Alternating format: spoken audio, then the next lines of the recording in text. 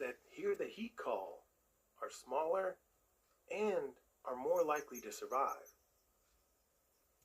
When it's hot, they actually produce less energy. If you produce less heat, then you can grow better with less food. They are better at coping with the heat for longer and to higher temperatures. Mylene tells me the hatchlings have changed at the cellular level, changing their bodies in real time to become more biologically suited to their environment. All from something as simple as a song. I can't overstate how incredible this is.